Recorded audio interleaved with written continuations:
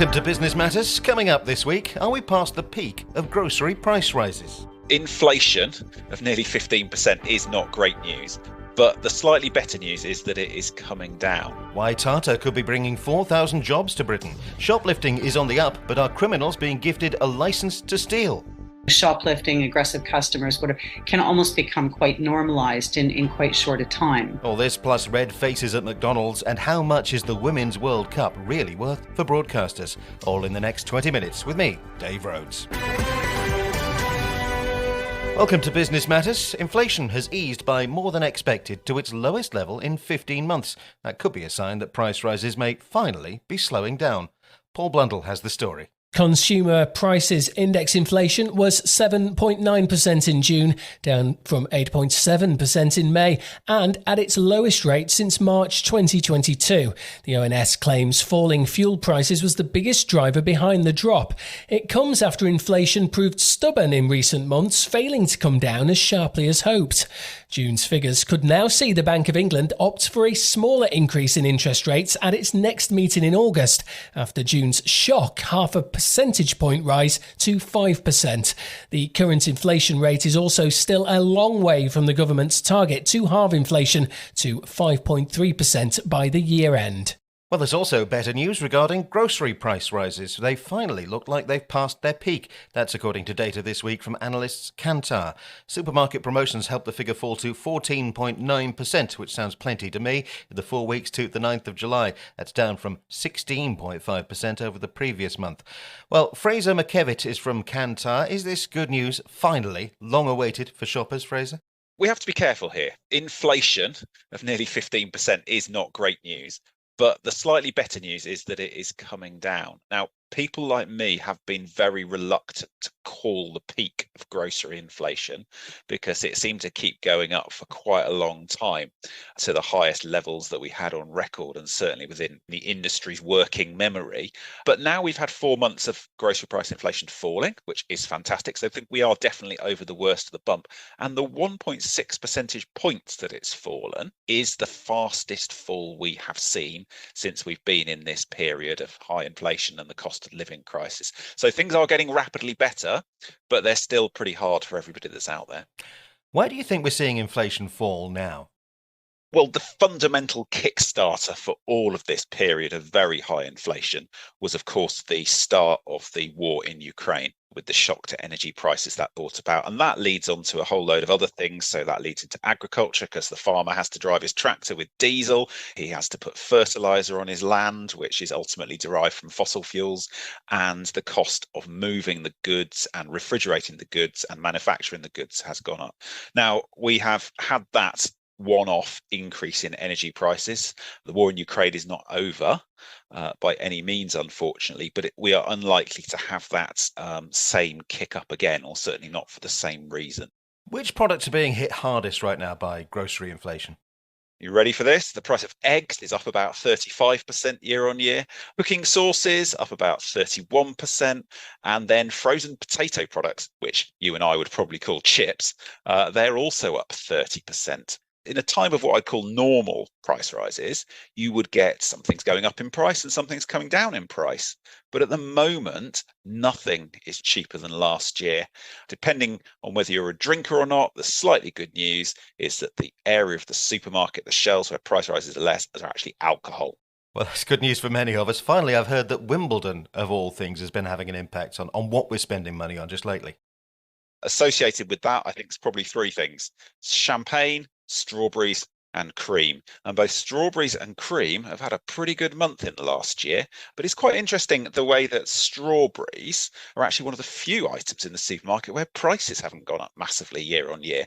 And the average price paid for a pack of strawberries is only 1 pence more this year than when it was last year. If you're a farmer, that might not be particularly good news when you're producing strawberries. But if you're a shopper, then it's probably good news. Best of all, it's one of your 5 a day. Great to talk to you. Fraser McKevitt from Kantar there. You're listening to Business Matters. Now, it was announced last week that public sector workers are to get a 6% pay rise after Prime Minister Rishi Sunak accepted recommendations from independent pay bodies. But now think tank the Institute for Public Policy Research claims a double-digit pay rise is actually necessary. And they say it wouldn't contribute to inflation. That got us wondering as well. So, joining me now, the author of the report and IPPR researcher, Joseph Evans. So what are your thoughts, first of all, Joseph, on that proposed pay rise of 6%? So obviously 6% pay rise is better than they were initially offered.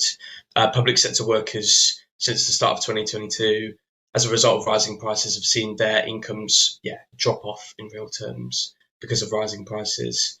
So this hasn't been experienced exactly the same, depending on the worker and the industry they work in. But overall, since before the pandemic, pay for public sector workers on average has dropped by more than 10%. That means that even after a 6% pay rise, the average public sector worker is worse off by about £1,400 this year. So it's still a hit to real terms incomes. That's the impact of inflation. And if we're going to redress that, the government needs to be more ambitious. Well, your report suggests a 10.5% salary increase for staff in the public sector. You say that wouldn't be inflationary. Explain. Raising public sector pay doesn't impact inflation in the same way it does in the private sector. If you're a business and you pay your employees more, then you might argue that you have to charge more for the goods that you sell. But in the public sector, there's not the same price dynamic in there. So actually, when you raise pay, it doesn't significantly impact inflation through prices. Now, some argue that because you're putting more money into people's back pockets and then they go spend it, that itself increases inflation. But actually, we find that the impact is really negligible. So the most likely case is that if you're raising public sector pay, that has to be done through taxation because it's day-to-day spending and that rolls on into the future. But we find that even if you funded it through borrowing, it would have a really small impact on inflation. So we're talking about, if they're pushing it to 10.5%, the impact would be about 0.14%. And when we've got inflation running at 8.7%, that's a really, really insignificant amount compared to the overall driving force of inflation. The sorts of pay rises you're talking about, though, would cost an extra £7.2 billion. Where would that money come from? We believe that taxes on wealth, for instance, is a good place to start because at the moment, if you earn a wage or a salary, then you pay a higher rate of tax than someone who, say, owns some stock in a company and they get a dividend and they pay a lower rate of tax. The same if you sell an asset and then you have to pay capital gains on what you've earned on that asset. That's also taxed much lower than incomes for working people. And that's just a clear injustice that's built into the tax system. It still hasn't been addressed. There are some tax measures which would allow the government to pay public sector workers more while also making the tax system fairer. So it's not going to hit working people in the way that is often discussed. The public sector is beset with problems at the moment: strikes, staff recruitment, retention. Do you think a bigger pay rise would go some way towards solving those problems? There's a long-term issue of declining living standards for public sector workers that really needs to be addressed. And we see that impacts the recruitment and retention problems. A poll found that 1 in 4 public sector workers is considering leaving their job, and more than a third of them cite pay as the reason that they're thinking about that. But obviously, it's not just about pay. But as a starting point, tackling the declining living standards of public sector workers needs to be really, really front and centre. And the government could do that by committing beyond this year to raising public sector pay above inflation for a defined period of time. And we suggest that a commitment to do that for 5 years would at least rebuild some confidence among public sector workers. Thoughts of Joseph Evans there from the Institute for Public Policy Research. Well, next on Business Matters, for those of us who remember the heady days of dial-up, what a time that was to be alive. The internet's changed beyond all recognition in the past 25 years. Now, new research has revealed what consumers want to see in the future. Reporter Will Cole has more. The internet is only growing in importance for both consumers and businesses, as more and more of the devices we own connect to networks. But as we connect the likes of cars, appliances and utility services to the internet, what do people want to see prioritised? This is the question asked by software development company Cisco during their broadband survey.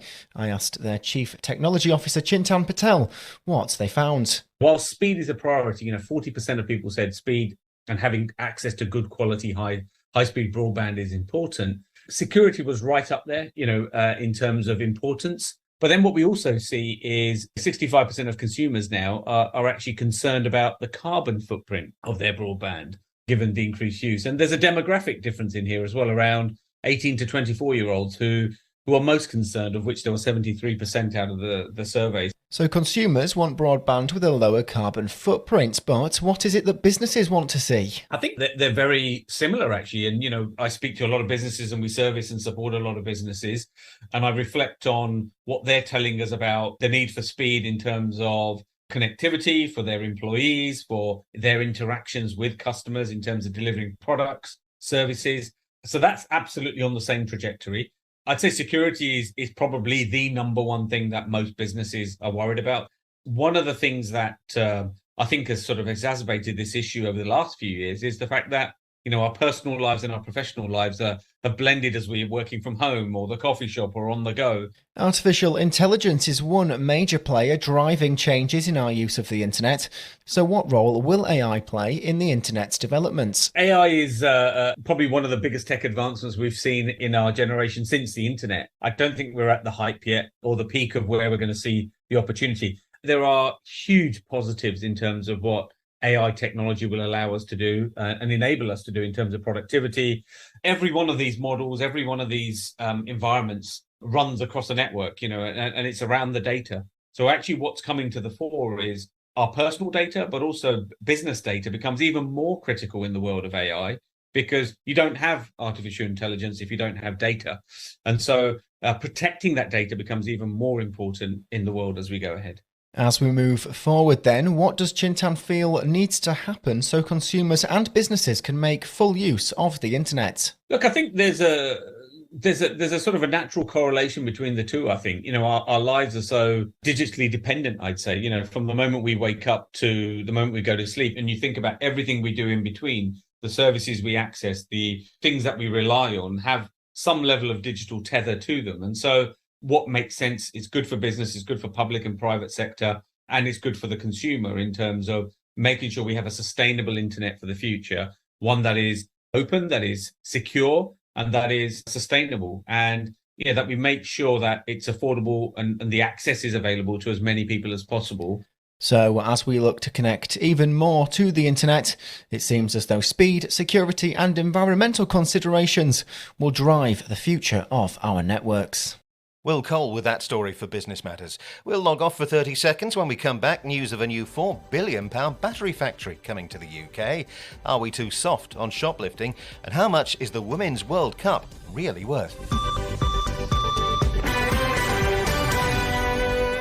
Here are the words every timeshare owner will be dreading to hear. Your 2023 timeshare maintenance fees are due. If you own a timeshare, you need to consider whether it's a good investment. mytimeshareclaim.co.uk has helped thousands of owners who were missold exit their contract and receive compensation. If you bought a timeshare after 5th of January 1999, text TIME to 78900. That's TIME to 78900 to find out more. Welcome back to Business Matters and to our rapid roundup. It's more rapid than usual. A couple of the top stories this week. The Indian owner of Jaguar Land Rover, Tata, has revealed plans to build a £4 billion battery factory in the UK, which could create around 4,000 jobs. The plant, widely reported to be sited in Somerset, will become one of Europe's largest battery cell manufacturing sites when it starts production in 2026. And former McDonald's staff have claimed they endured regular mistreatment at the hands of the fast food chain, including dealing with threats and sexual harassment. A number of people have gone public over conditions at the restaurant giant. McDonald's say they take all allegations extremely seriously and will investigate. This is Business Matters. The chair of John Lewis, Sharon White, has hit the headlines this week, saying that criminals now have a licence to shoplift because of a lack of police response. She's calling for more protection for store employees who frequently face abuse and threats. To discuss this further, Andrea Woodside is with us, training lead at the charity The Retail Trust. They aim to protect the rights of retail workers. Andrea, tell us about the treatment many shop workers are subjected to. We know from our research and that of other retailers, as well as, of course, the British Retail Consortium, that 1 in 3 retail workers are currently, as we speak, being subjected to abuse from customers. And in fact, 70% of those workers believe that verbal and physical attacks from customers have become worse in the last 2 years. So it's certainly an issue that's escalating, not going away. Well, there is legislation in Scotland to protect retail employees. Is there anything similar for those that work in England and Wales? Scotland, as we know, has done a superb job.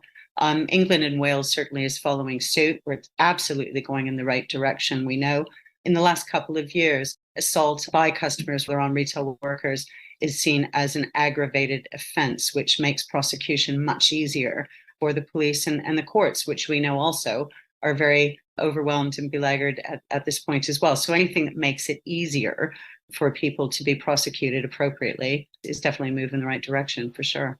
Do you sense a connection between a lack of protection for employees as things stand and this increase in shoplifting?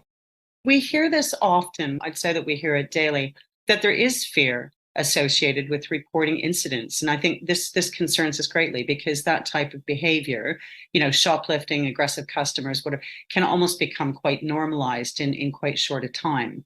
So we do know that people working in stores are very reluctant to report.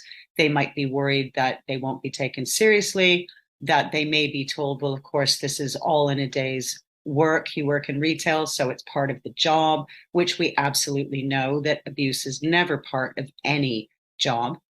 Shoplifting, that can be very traumatizing on so many different levels, particularly if there's a threat that it might get physical.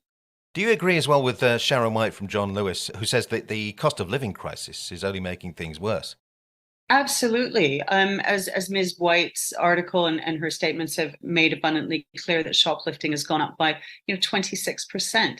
Now, I think there's lots of reasons why shoplifting occurs, but I would certainly feel from my, again, only anecdotal experience in training rooms and talking to retailers every day, that people are stealing things that are meant to feed and clothe their families.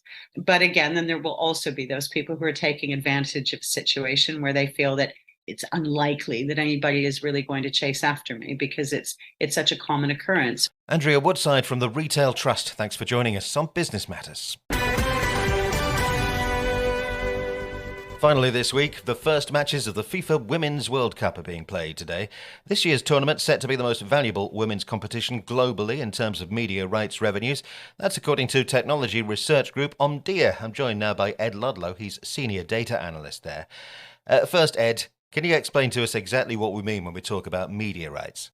For television broadcasts of sports, you'll need to get a television crew in to go and film an event. When these broadcasters film these events, they'll then look to try and sell the rights to these competitions to the broadcasters so that they can create some sort of revenue out of the television coverage of these events. And broadcasters on their end, they'll be looking to buy these the coverage for these events for broadcasting on their stations and on their platforms. So what's the state of play at the moment in terms of the women's game?